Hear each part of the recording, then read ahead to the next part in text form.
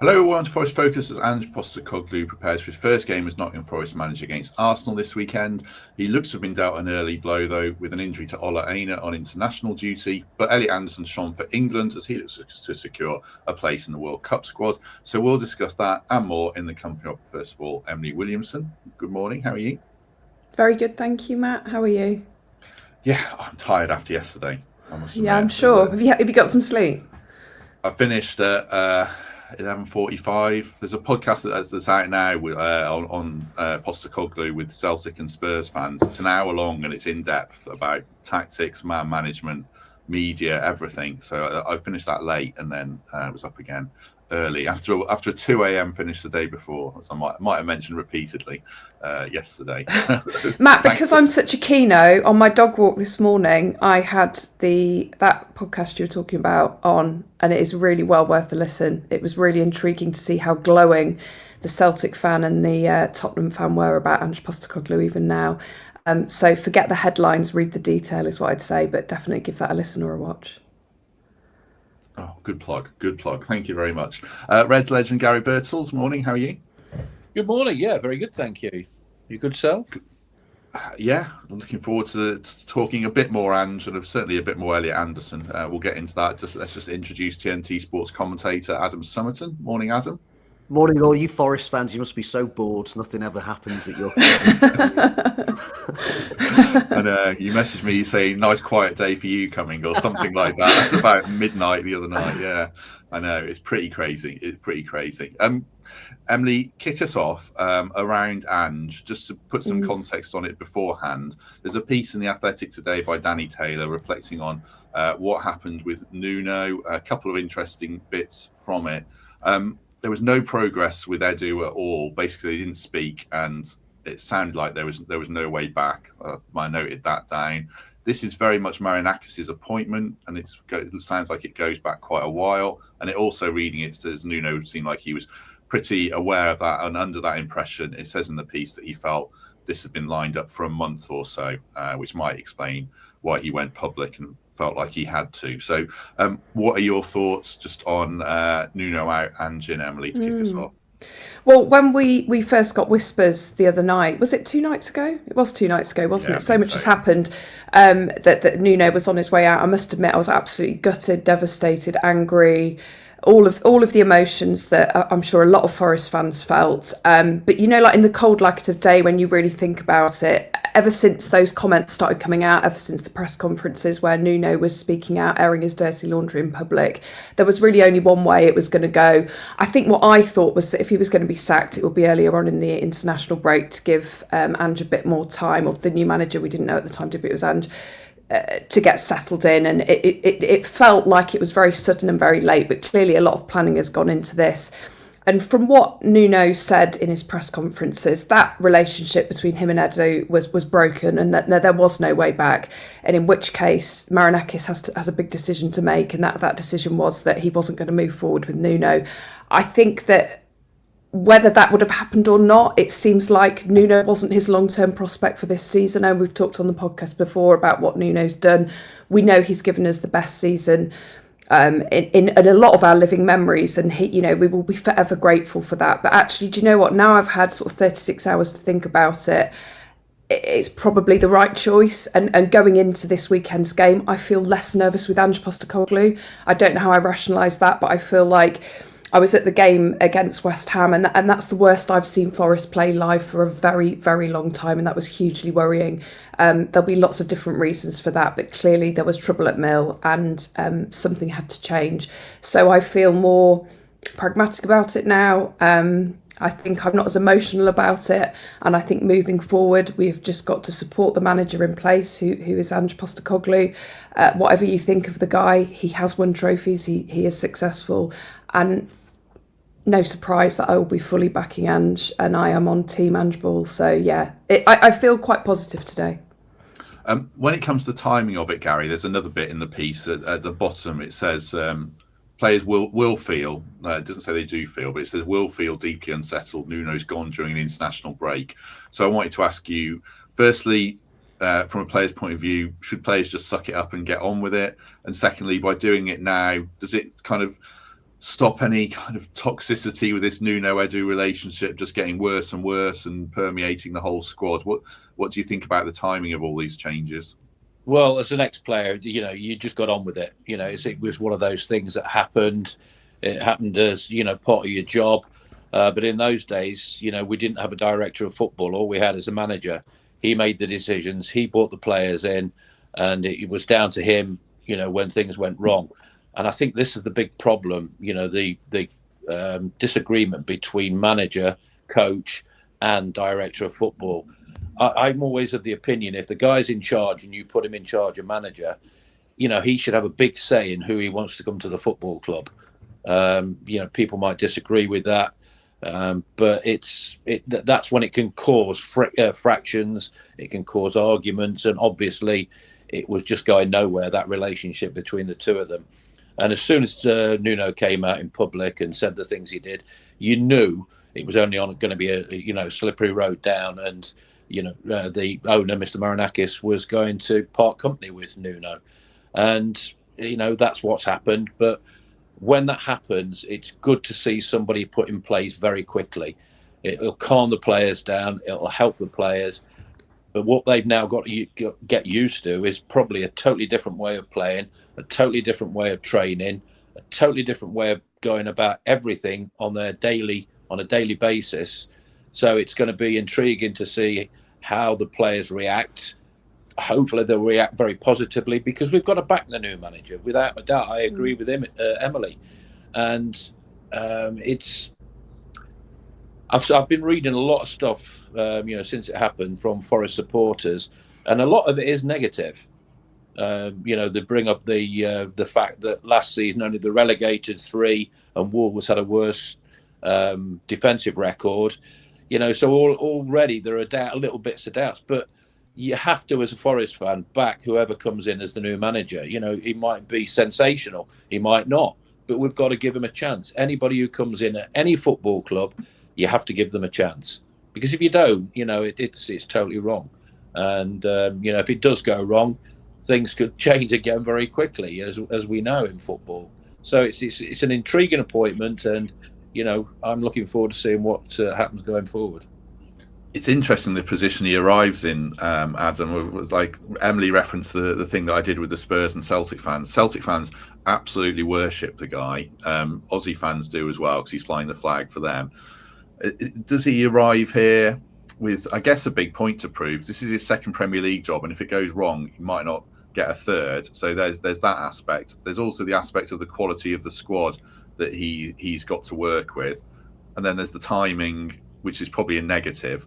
A load of games coming up. I'll put a graphic up in a minute, but no time to get his feet under the table and get his ideas across in the way that he would have wanted to. How does that all boil together for you, do you think? Well, there's a lot to unpack, isn't there? And I think if you were to speak to any coach, they would say to you that it's far from ideal to take over 3 games into a new season when there's all the pre-season planning has gone in, particularly when you're looking to implement a different style of play. I think something that's quite interesting that I haven't heard mentioned that much is that we talk quite a bit as regards the Edu situation with Nuno, and said, look, one of the reasons it probably didn't work is that Edu would have thought, well, this isn't my guy. I wasn't part of appointing this guy. I wonder how much Edu has had a say in this appointment. I don't know, but I would suspect it's more a Marinakis appointment, when we understand there is an existing line of communication at the very least there between those two men. So I think that's an interesting dynamic to it. In terms of the appointment in itself, I think this is perhaps a case of a different person taking the baton for a different stage of a club's evolution. I've said to you before that I look at what's required in this Forest job now as opposed to what was required in the expectations and the environment to the job that Nuno took, and I see a lot of differences. And I think that if you look at Postecoglou and take the emotion out of it and things like that, he does tick boxes in terms of somebody who could potentially take Forest to that next level. He's used to the pressure of being expected to win trophies. He's been at clubs where you're expected to qualify for Europe as well. He's used to a big squad in terms of depth. He's managed one of the 2 biggest clubs in Scotland, and he's also managed one of England's so-called big 6.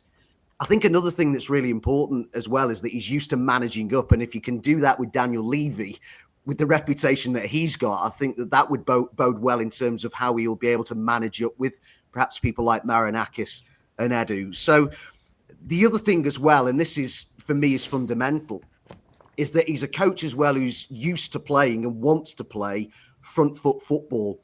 And that, for me, is the big change here of the Forest that Nuno took over and developed and the one that we're seeing starting this season, because I'm seeing stylistically a change already, even before Nuno left, certainly in terms of how much of the ball Forest are having. I think the big question here is just how front foot Forest are ready for, when you consider how different that would be to last season, and how adaptable Postecoglou will be in that respect. But just to give you an idea, and I know there's a lot more, there's the stats that we need to take into account other than possession, but Forest in their first 3 games of this season have averaged 57% possession. Only Chelsea, City, Liverpool and Villa have averaged more. Last season, Forest averaged just under 41% possession, the 3rd lowest in the league. So already you could see that there was starting to develop a stylistic change anyway. I suppose the question, I'll put this graphic up now, is how quickly he can and how quickly he should make these changes. There's so many games coming up, Emily, starting, obviously Saturday. Between now and the next international break from the 5th of October, we play Arsenal, Swansea, Burnley, Betis, Sunderland, Midtjylland and Newcastle. It's a lot of games to try and make any kind of major changes, isn't it? Surely it's got to be gradual, or can he go for it from the off?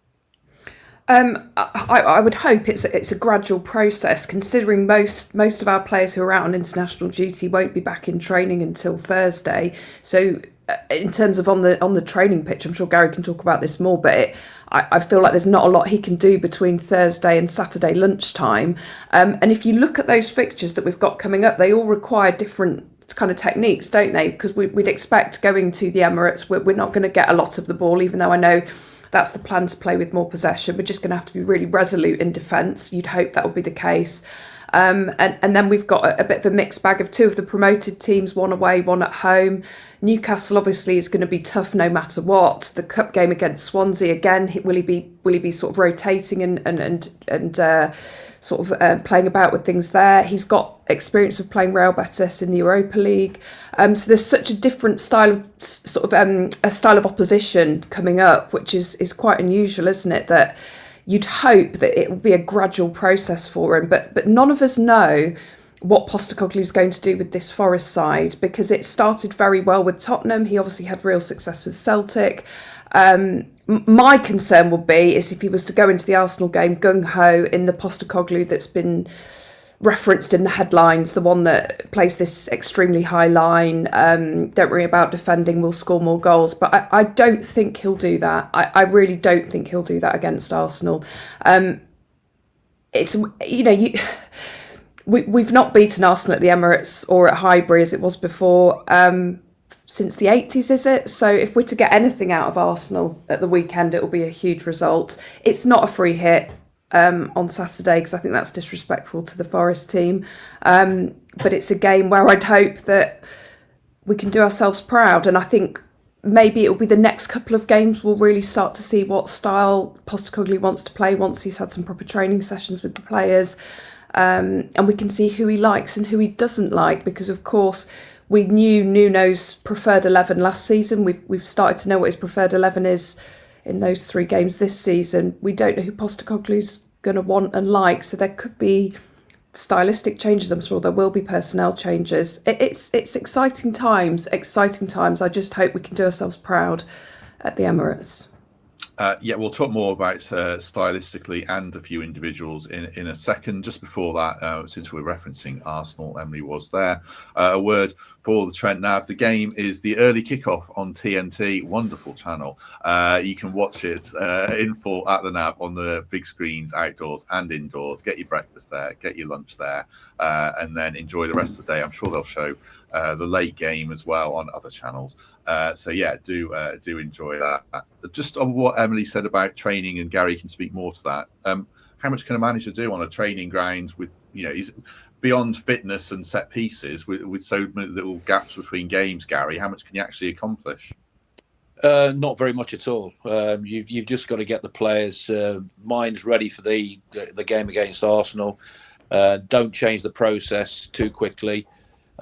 Just keep the thing I'm worried about a little bit is we started the season very well. The Brentford game, we were terrific. We should have won by more. More than delighted with the point at Crystal Palace, and you're thinking this is going to be a good season again. And like Emily, I was at the West Ham game, and there was something fundamentally I thought wrong out on the pitch. It looked a little bit lethargic. The players weren't the same as they were in the previous two games. And this is a West Ham side that had got battered. So I think there were warning signals out there. Maybe from the players a little bit, and the worry for the players that have come in, been brought in by Nuno. They've now got a new manager who might not fancy them. They've brought a lot of players in who Nuno fancied, Edu fancied. Now they've got a new manager, and they must be thinking, hold on a minute, is he going to put me in there? Am I going to play? Have I got a chance? So those things are going to be going through the new players' minds. And there's already talk about Milenkovic maybe struggle under the way Ange plays because of the high line and everything. So already, from supporters, there are being questions asked. So it's going to be a very difficult phase to get through. The Arsenal one, you've just got to say, okay, we knew it was going to be tough anyway with whoever was going to be in charge. It always is going there. We've struggled against them all the time there. They have quality players. But after that, then, the games get a little bit easier. We've got the cup game to take our minds off it. He could, change things around there a little bit. So it's going to be a very intense week or two coming up. And he has got to hit the ground running very quickly, no matter what anybody says, because it's the Premier League, because we're in Europe, because we've got the cup games coming up. It's going to be fast and furious, and he's not going to have that much time. So if he tries to change it maybe straight away at Arsenal, it could go a little bit astray. But that's why it's going to be intriguing. But we have to get behind the new manager. As Forest fans, no matter what you think of the situation, the appointment of him, we've got him in there now. And, you've just got to hope that he'll be progressive and he'll take us, to the next step. That's all we can hope. Those fixtures are quite interesting. Burnley, Sunderland, there's quite a lot on those to try and get a couple of 4 points on the board or something, work on things in Europe. Then it's Newcastle, Chelsea. And then after that, I'll just tell people what it is. Bournemouth away, United at home, Leeds at home, Liverpool away, Brighton at home. That takes you into late November. And I think it'd be 13 games into the Premier League. So you would have a pretty good idea by then. All those games last season, we played against teams who've been promoted. We played against the top teams. The run of games just came and they'll keep coming. Every season they'll be the same. So, we know what it's all about. We know what we can do and what we can't do. So, it's all up to how he starts. He's got his own backroom staff coming as well. I'm sure, a lot of the people who are still at Forest will still be at the club in the backroom situation. But, yeah, it's just intriguing because of the polar opposites of how Nuno plays and how Ange's going to play with his system, unless he changes his mind. We've not mentioned the young players much, actually, Adam. Postecoglou worked a lot with Bergvall, Archie Gray. I mean, he had to, really. They were a team of kids in a couple of games. But you look at Hutchinson's such an interesting one because there's a narrative around him already. McAtee, I feel like he's a player that Ange might like. And obviously, Anderson, Morgan's 25. But is there a core group of young players that we would hope would suit him? Well, I think that's one of Postecoglou's skill sets, actually, something that is a benefit. And again, it probably doesn't get mentioned that much. I mean, he spent 11 years of his coaching career. His coaching career now is nearly 30 years. He's been in coaching 29 years and he's had lots of different roles, lots of different experience. And of course, 11 years of that with the Australian FA, where he coached the under-17s, the under-20s.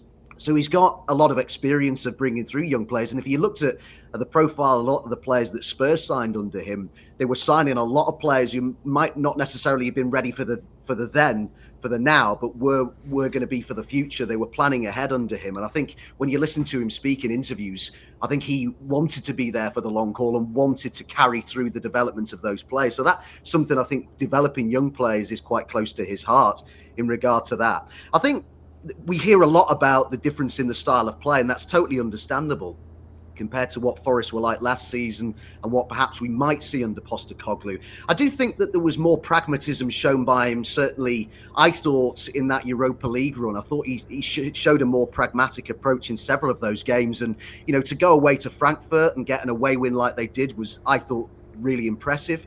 I know people will say Bodo Glimt, but Bodo Glimt, that's a very difficult place to go, and some big clubs have slipped up there. They went away there, and I think they kept a clean sheet. Of course, a clean sheet in the final, but that was against a desperately poor Manchester United side.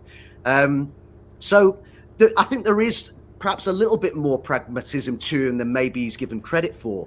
I watched quite a bit of Spurs last season, and they're one of my favourite teams to commentate on. And the reason is because I knew I'd get entertained. And that was because goals would be going in at both ends, and it could often get into a transitional basketball match. And they're great to commentate on because, you get that real energy.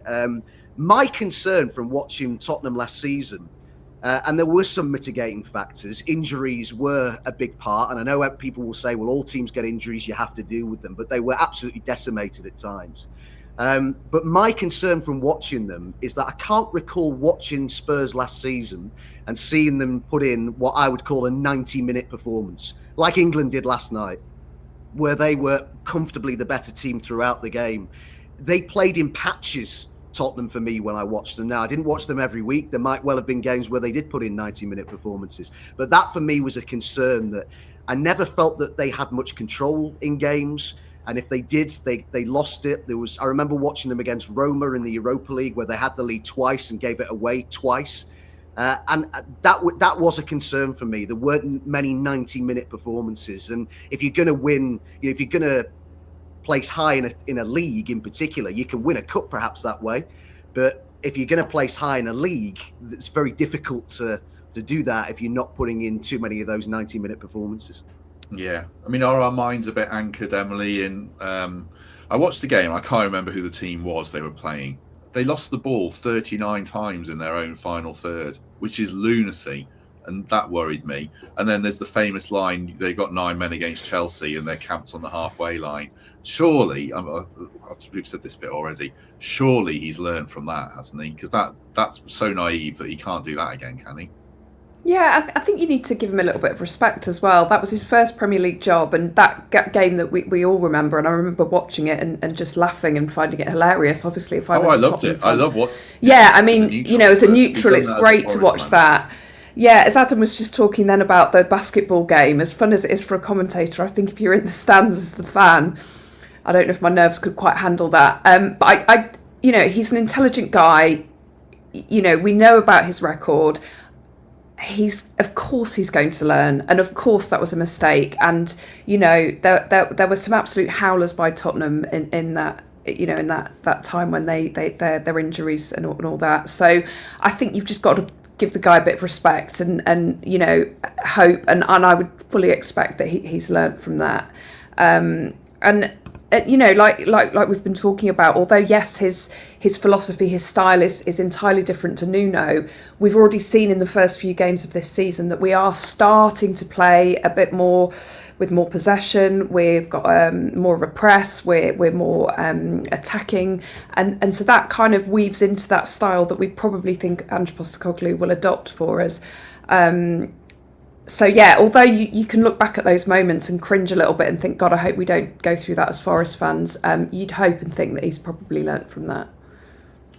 Just go on, Gary. Sorry, you wanted to come in. Learning from something, some managers don't. You look at Russell Martin. He just won't change his way of playing. At Southampton, and he's gone to Rangers, and he's getting so much stick there as well, because he just continues with the mindset that his way is the right way. And it doesn't always work like that. You have to adapt to a very, very strong Premier League. You just can't do every game the same all the time. I mean, Forest did it, in a lot last season, and we were superb with it because we had the pace of Elanga, Hudson-Odoi, Chris Wood was on fire, and it worked for the season. But a couple of times at the end of the season, we got found out a little bit. Maybe that was nerves, coming into it because of the Champions League situation. But it's going to be a difficult one for him. But I think he's got to go in with a positive mindset. Like Emily just said, at Palace, and we could have nicked that game, but we probably should have won it in the end. The Brentford game, we could have won 5, and it was a positive sign that things were changing a little bit. We were on the back foot a little bit and on the front foot. You're on the front foot. You can do both. You can integrate with the players you've got in the squad to doing that. So it's going to be a big ask for him, to change things around. And it won't happen overnight if he wants to, attempt that style. He might have to change the whole, the setup of players. But that's going to be an interesting one for me. Does he stick with the same players we've started the season with, or does he bring the McAtees, the Hutchinsons, the strikers, he's bought in? Does he change Chris Wood? There are lots of ifs and buts and maybes, but that's a good thing. That's a positive thing to look forward to, and just wish him all the best, and hopefully he can take us to the next level. Just quickly, Matt, on the defensive thing with Postecoglou, because when I've read observations about his appointment at Forest and criticisms of him as a coach, it does get said a lot that I think somebody said to me on X, this guy can't defend. Again, whilst their defensive record last season was very poor, if you look at his first season in charge at Tottenham, there were 6 teams in the Premier League with a better defensive record. Now, I know it's not the best, but it's far from the worst. And I think that maybe it was a little bit misleading to say that he's a coach who's incapable of setting up a team to defend at all. And I've mentioned the clean sheets that I was particularly impressed with in the latter stages of the Europa League as well. So I do think that criticism is perhaps a little unfair, and we all do go back, and it's natural that we look at extremes, isn't it? And that Chelsea game was an extreme. It made the headlines. So I suppose if I'm to try and be balanced in my view and take everything into the round, I think it is worth mentioning that there only were 6 teams with a better defensive record in his first season at Tottenham. They finished 5th in the Premier League as well.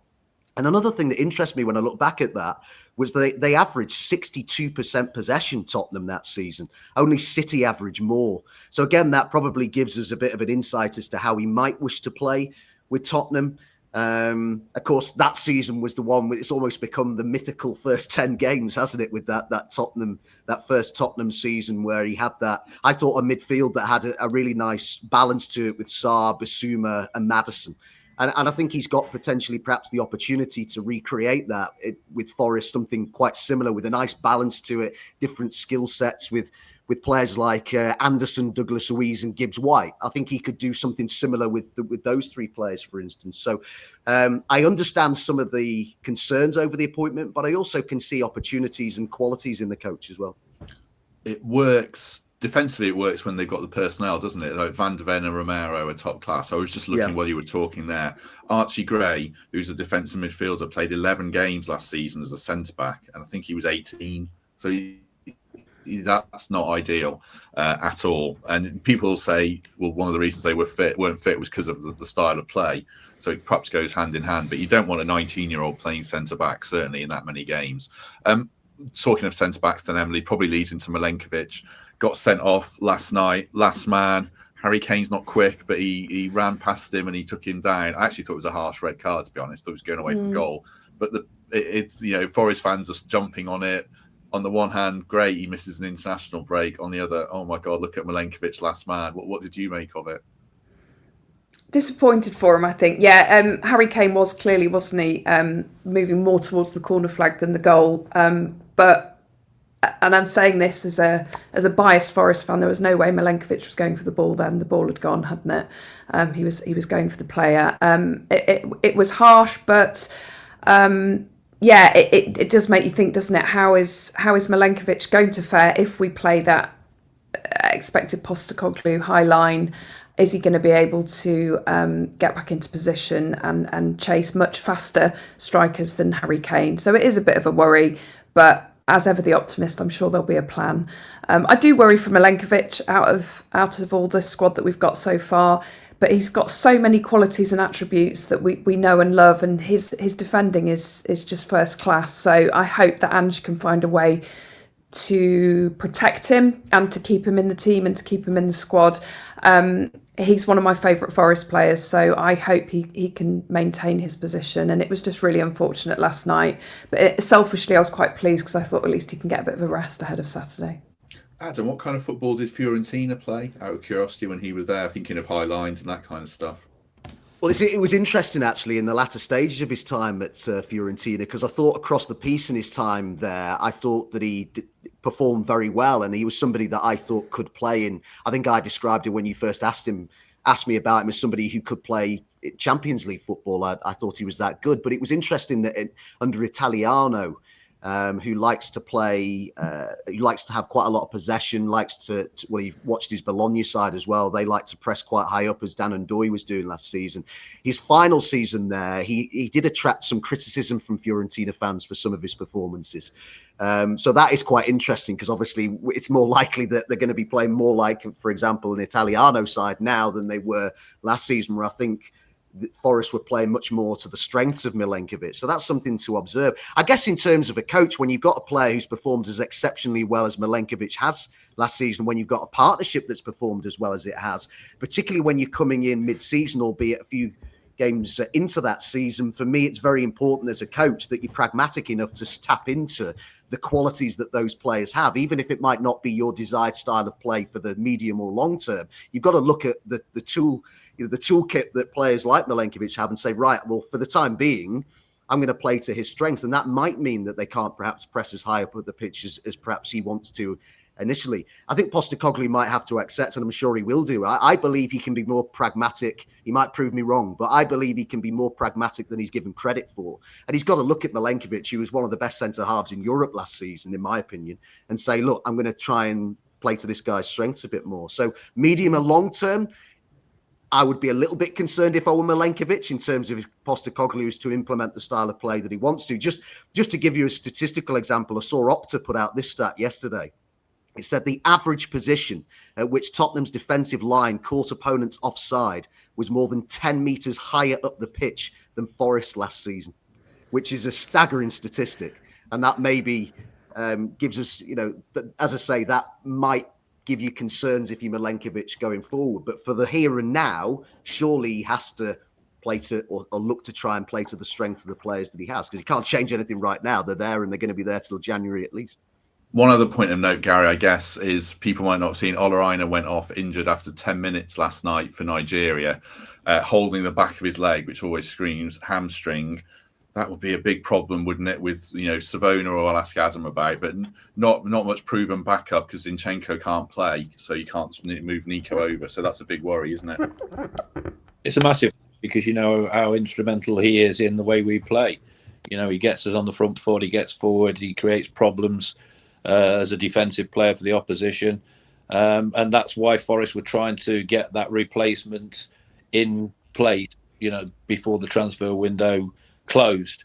But there's a lot of good players out there in that squad at the moment, and he might be able to switch things around. But hamstrings, you can't rush them back. That's one thing you cannot do at all. You've got to give the player all the time that they need, and the present day physios and everything, they've got so much at their beck and call, and players seem to get fitter quicker than they did in our day. Just hope it's not too bad, and we don't miss him for a number of games, because he is quality. He does cause problems going forward, and he's grown as a defender as well. Put Savona in a bit of a spotlight, Adam, I guess. I assume he's going to come in. Hard to tell, how he fits into a Postecoglou team, I guess. Or would you venture an opinion on that? Well, I mean, he's a fairly late bloomer, really, when you consider that he's in his early 20s and only made his senior debut at the start of last season. But he did play a lot of football with Juventus. He played in the Champions League last season. He's not necessarily the most progressive of fullbacks. He's very tall, quite physically imposing. He's about 6'4". So he's not somebody, I think he's got different attributes to Aina. I don't think that he necessarily suits the style of play that Forest have previously been playing as well as Aina does. And I wouldn't expect quite as much going forward from him. But there is a good player there. I don't think he's somebody who would be immediately pushing to start with a not to be an injury. He's also somebody that they could use in a back three. I think he could also potentially play as a centre half in a back four. I've not seen him do that. I've seen him play on the right of a back three. But he's. I wouldn't necessarily call him a like-for-like replacement, put it that way, for Aina. So that's going to be interesting to see how that plays out. It's very unfortunate, really, for Postecoglou that he's lost such an important player for that first game, and how Forest approached this at lunchtime on Saturday. Like everybody else, I'm absolutely fascinated to see. It's the first sort of 5 or 10 minutes as well are just going to be so interesting, aren't they, to see how much of the ball they have in particular. So. Yeah, really looking forward to it. It's an interesting thing again, though, Adam, isn't it? We been talking about Milenkovic, how brilliant he was last season. Yeah. He got to be player of the season. Playing that, 3 at the back, that is an option that would help him out as well. He has done it. He's done it for Australia, I think. Yeah. So Nuno did it as well, and it worked really well for us. It stabilised things. Yeah. So it works at Forest as well. We have the personnel in there, but it is just a position, isn't it? The one position that everybody was a little bit concerned about getting somebody in to replace before the window closed. But it's an option. There are so many options for Ange coming in now with that squad. That squad has been put together because we're in Europe, and it's it's a deep squad now. We've got a hell of a bench to go to when we need to. And I'm sure he'll work it out, but he's got to work it out pretty quickly. That's the thing, Gary, and that's another. It's a great point that you make. Is in one way, it's a good thing for Postecoglou because he's got a really strong squad. He's got a lot of options, as you alluded to there. I also think, as I agree as well, that he is somebody who is not wedded to a particular way of play. I think he can play in different formations. He showed that at Tottenham, that there was a bit of adaptability to him. I don't think he is this one-trick pony that he gets portrayed as sometimes in the media. But that, whilst it's a great thing that he's got this depth in the squad, that also brings a pressure, doesn't it? And that's one of the reasons this is, even though he's got this great squad, it's still a really difficult job because he's got an owner in Marinakis who is not only not going to want to stand still, not want to go backwards. I don't think he's even going to be content necessarily with standing still. I think he's somebody who's going to expect and I suppose you could say quite rightly with the investment that he's made, that they will look to push on this season. And to do that, taking over a few games into a season is not easy to do. But just again, to talk about the options that they have. I mean, I mentioned earlier, combination of a midfield three that I would be really excited about with Douglas Luiz, with Gibbs-White and with Anderson. I mean, you could look at a totally different three with, say, Sangare, Dominguez, McAtee. You've got Yates who you can factor into there as well. So it just shows you the options that he has got. And as you've just said there, quite rightly, that defensively there are options too, particularly if you've got someone as significant as Aina out and you do need to adapt a bit. I think that you've got to take into consideration what happened to Tottenham at the start of their season. They lost key players for a length of time, didn't they, in that back four? Yeah. It wasn't just a couple of weeks, it was lengthy. And to try and get players, replacing those quality players you've lost is not easy. It's not easy at all. And you're playing a young lad who, midfield player in the back four, you're going to lose games. The teams in the Premier League are no mugs. They'll pick players out. They'll go through it with a fine tooth comb before a game and say, right, we'll play on him. He doesn't play in that position normally. And that's what they do. And he was unlucky, the fact that he lost key quality players in the same area at the same time. So, you've got to give him the benefit of the doubt in that respect because he won the trophy. Yeah, they beat Man United in the final who weren't particularly good. And, but they beat other sides who were particularly good. So, it's an open book at the moment. It must be a great, feeling for him to come into the City ground with what's been done in the transfer market. I mean, we've always talked about, recruitment is pivotal. And I think the recruitment has been absolutely fantastic this summer, for Forest, without a doubt. And, he's got a lot of players to pick from. He's got he's got a fabulous goalkeeper. He's got two great centre-halves, The spine of the team is excellent. You know, you've got Anderson, you've got Gibbs-White, you've got Chris Wood. Brian Clough always used to say, if you've got the spine of your team right, you've got every chance. Build around that. And he has got a great spine to work with. And he's just got to get the rest of it right and hope players stay fit. You know, he must be loving coming into the City ground with what he can see and what he's got to work with, because he's got a hell of a lot of talent to work with there. I think as well, just quickly, Matt, on Spurs, if we're talking about mitigating factors for last season, and with rightly or wrongly, for me, it looked as though he was putting, certainly in the final months of last season, he was putting all of his eggs in the Europa League basket. And that really had an effect on their league form. Now, people might say, well, he was wrong to do that. He shouldn't have, you know, taken their eye off the ball as much as perhaps they did in terms of the league. But I suppose he'll look at it and he'll say, well, I won the club's first trophy in a generation, so perhaps it was worth doing. But I think in assessing that second season for Postecoglou at Tottenham, maybe we do need to take that into consideration, that the clear overriding priority in those final months of the season was undisputedly the Europa League. You're right, Adam. There's no way they were going to get into Europe in the league position. There were no way they were going to get relegated. So you're completely right. Go for the one thing that is in your grasp, but that you can see that you've got a chance of winning. And he did that. You know, you've got to give credit for that. Talking of quality players, then we'll turn the page and look at final 10 minutes or so on international players. Just before we do that, a word for Vesta Blinds. Thanks for their sponsorship as ever. If you're looking for made-to-measure shutters or blinds, do check out the link in the description for the whole of the Notts area, particularly North Notts around Mansfield. Right, Elliot Anderson, Emily, second man of the match in a row, first 2 caps. I don't think we've seen that before. Put up a couple of graphics. Obviously, shone against Serbia. Opta, first 2 games for England, successful passes, 182, 66 passes in the final third. All the stats on the screen are all very strong, basically. Touch map is here as well, so people can see all over the pitch. Fantastic performance. Postecoglou can absolutely utilise this guy. He can be anything in our team, can't he? And he doesn't even play in that 6 role for us, does he? And yet he was put as... Yeah, absolutely.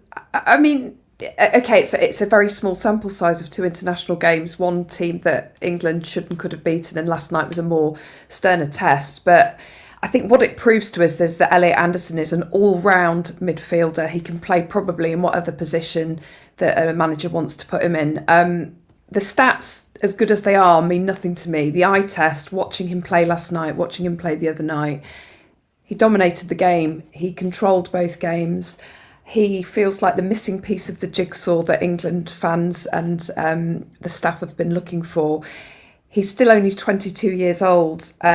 He obviously very recently won with the under-21s. So he's just, for me, I've been going on about him for a long time, and I know we all have as Forest fans. I couldn't be prouder of what he's already achieving, and I think his ceiling is so high, and I feel that as a club we're really lucky that we've got him as ours for the foreseeable future.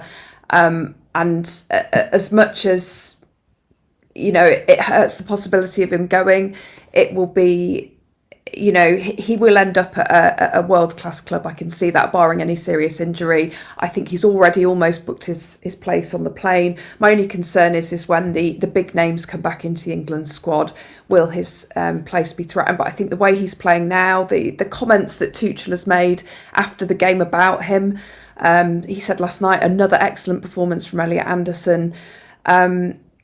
He's just showing the world now what he can do, and I think we enjoy him while we've got him, because I expect when he leaves the City ground it will be for big numbers. So what, he thrived on the responsibility he was given in those games. That's what impressed me. Yeah, He wanted possession.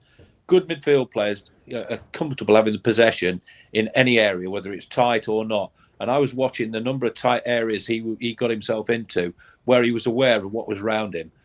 That's what makes a top class player. You've got to be aware of what's around you, and he knew what was around him as soon as that ball was coming to him all the time. Very rarely gave possession away. The only thing he's got to do now is change his name to Williamson. Yeah, there was a rumour when he signed that he might have been a brother or a cousin of mine. Unfortunately, no relation at all, and I've never met the guy, so I couldn't say. But, as well as that you've said, Garry, it's the tenacity of the lad. If he loses the ball, and he did lose the ball a couple of times last night, sure as hell he's going to be running back to get that ball back. He plays progressive passes. He does the dirty work. He seems to do everything. So as well as the skill and the quality, he's got the attitude, the tenacity, the work rate. I mean, you saw on that touch map the amount of grass that he covered. He's a sensational talent, and I'm sure Newcastle United are kicking themselves that they let him go. It's interesting. When he lost the ball, that was good, I thought, because he didn't phase him at all. He made an error. It didn't. Because when he made that rig, I thought, oh dear, is that going to put him off now for the rest of the game? Absolutely not. He just head down, got on with it, and carried on in the manner that he did. And he got another Man of the Match award last night, which I was thrilled about.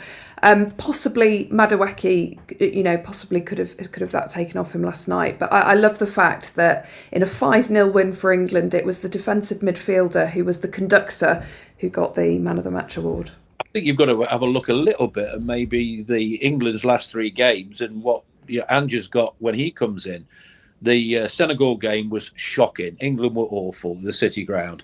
Senegal were, deserved winners. The Andorra one was purgatory. It was not good to watch. But, go to Serbia, which is the toughest one out of the 3, you would say, and everybody thought Serbia were going to give them a real good game, and they weren't allowed to. England, from that first whistle, led by Anderson, you have to say in there, not Declan Rice. It was Anderson who was the one who everybody was talking about. That can happen in a 3-game period when a manager has had a look at the previous 2 and made his mind up about what he's going to do. Yeah, he's had to put players in because Saka's been out and Bellingham's been out. But that's what Ange coming into Forest can build on and think about, because nobody saw that coming last night. It was going to be a tough game, but 5-0. And it could have been more easily. So hope ahead. And we have, I'll keep repeating myself, we have real quality at the City Ground.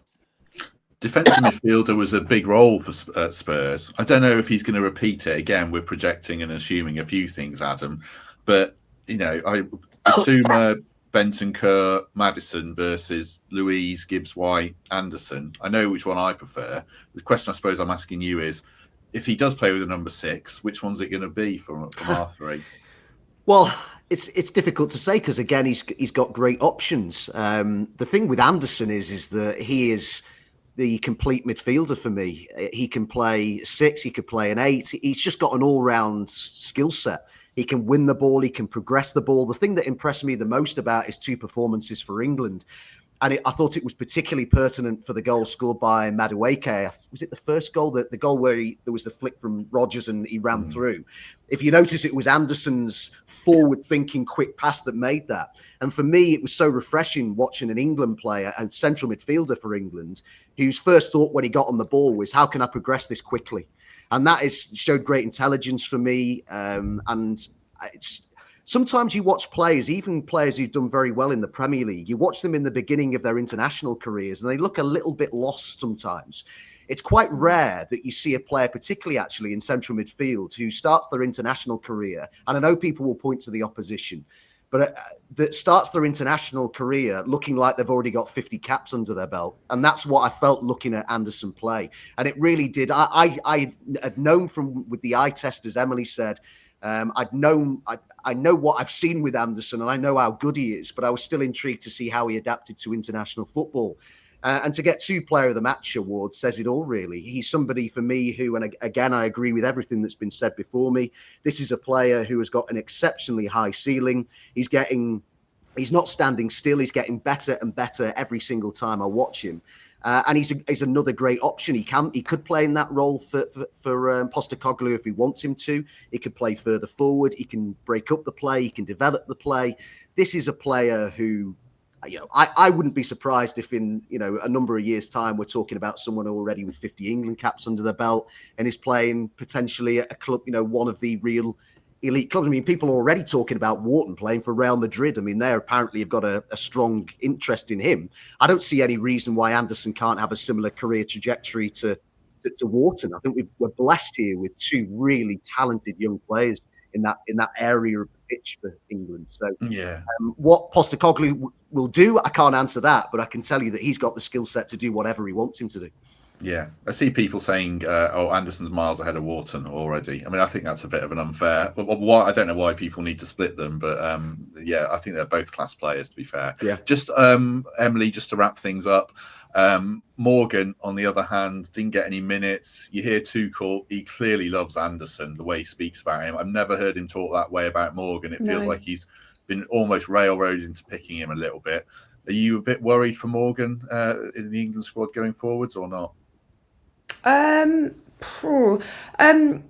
think with Morgan Gibbs-White, we know what he brings to the table. We know about his skill set. But I think what Tuchel doesn't like about him is those tricks and flicks.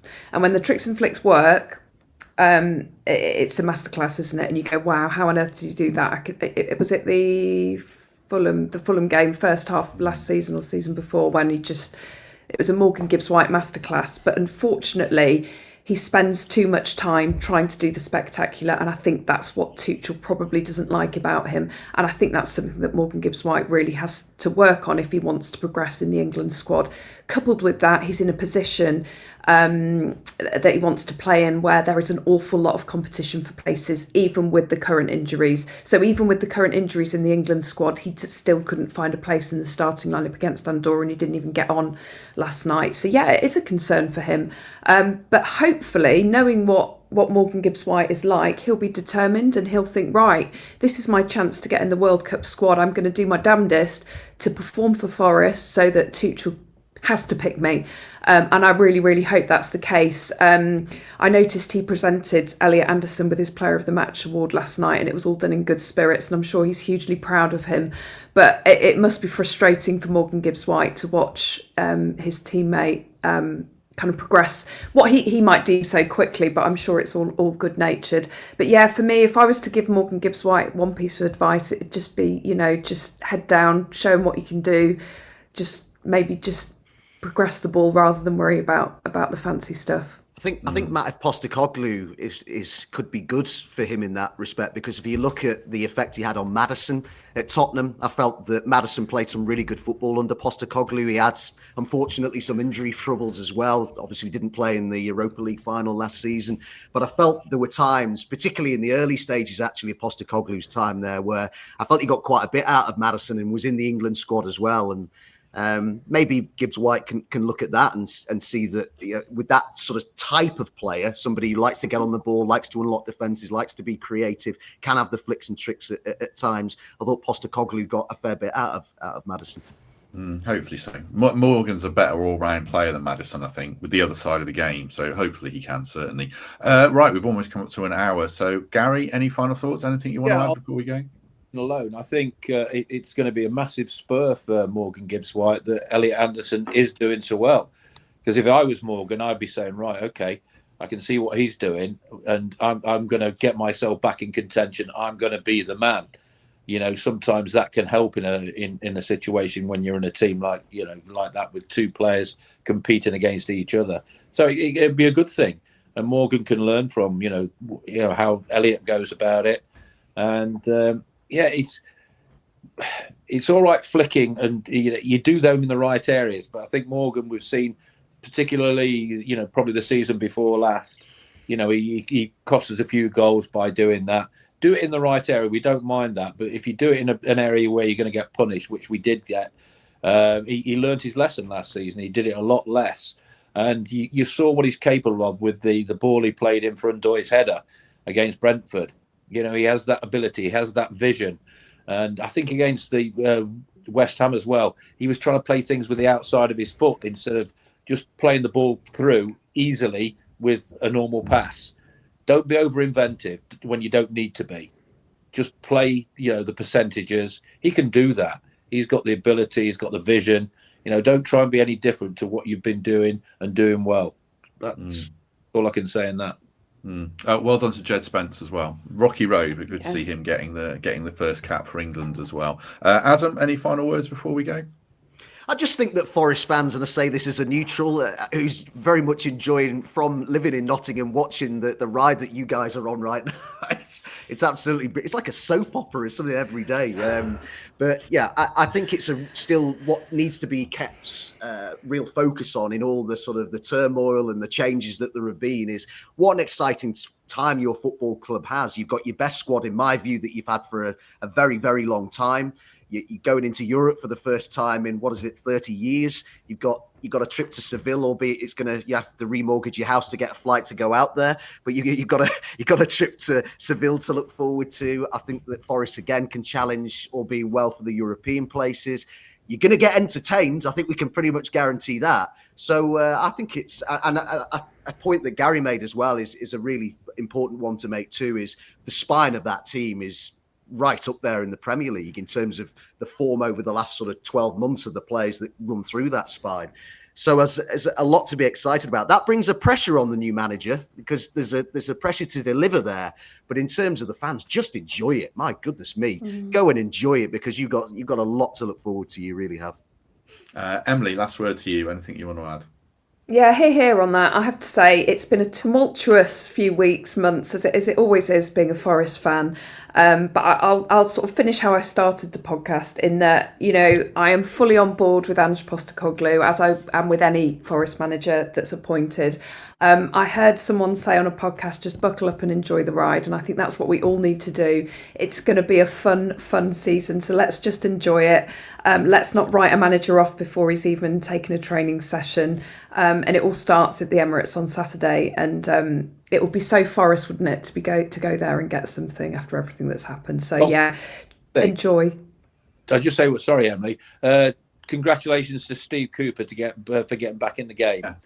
Absolutely, yes, yeah. He's got his job in there. He did a fabulous job for us. It'll never be forgotten. What a great job he did do, and he set what's happening now. He set that up, and it's great to see him back in. Yeah, I agree. Here, absolutely thrilled for him. Nicest guy in football. Yeah, new Brøndby manager for people who might have missed it. I think he signed a 3-year deal. I think I did hear that he didn't want a championship job, and he obviously wasn't going to get a Premier League job. He wanted to go abroad. So Denmark's an interesting destination, and I hope it works out well for him. Obviously, right. We'll be back tomorrow. Arsenal match preview with Mikey and Temps. So do join us for that if you can at lunchtime. In the meantime, do hit like on this, do subscribe, do consider membership or Patreon. This is a recorded one, so if you're a member, you'll get early access first, or just a lovely 5-star review on Apple or Spotify as usual. Emily, thank you very much. Thank you for having me. Been a pleasure. Adam, thank you very much. Pleasure. Enjoy the game on Saturday.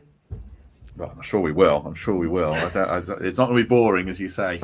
Garry, thank you very much. A pleasure as always. Lovely to see you, Adam, and lovely to see you. You too, Garry. And Emily. And Matt. Thank you. I love you all. You're all amazing. Thank you. Right. Great note to end on. Have a good day, everyone. If we don't see you tomorrow, we shall see you soon.